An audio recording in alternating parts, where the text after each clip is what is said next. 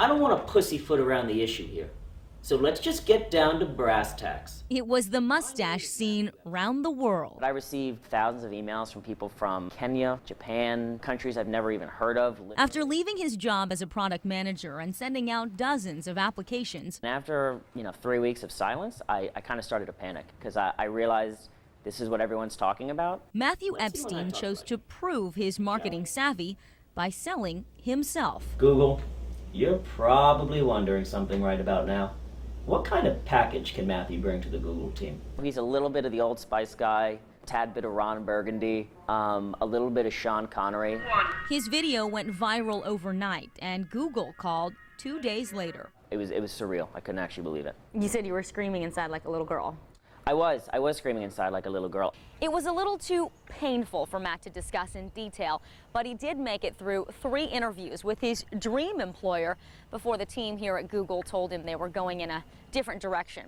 Turns out it was just the beginning of his job odyssey. None of my friends thought it was going to work. But after the Google rejection, 80 other interviews and job offers followed. Salesforce, Microsoft, Amazon. We went mustache on mustache with Matt for his job advice. How big of a role do you think your mustache played in all of this? It was about 99% mustache, 1% me. But you also say you don't have to have a mustache to get the job of your dreams. You don't.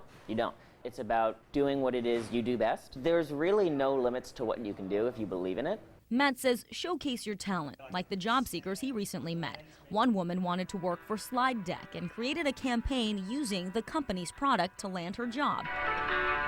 Another refused to take silence as a response from Boeing and eventually got hired. So she literally applied, I think, 120 times. So once a day she sent her resume until they gave her a call back. If you're a software engineer, write an awesome program, go to a hackathon. CEO Mike Shaw says it's not a one mustache fits all approach. He says he hires people who can show, with or without pants, that they're passionate about the job they're applying for. It's clear to us who's just filling out the job rec and sending their resume to 1,000 companies, and who has actually put some thought behind why they find what we're doing interesting.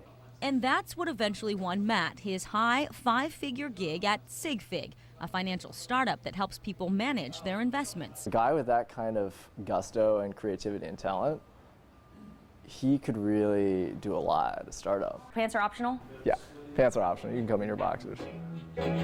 Pants, brandy, and mustaches aside, But I'm more than a man with a mustache. Matt has this last piece of advice. Yeah. Think big and go for it. The worst that's going to happen is they're going to say no. Vicky Nguyen, Good advice. NBC, Bay Area News.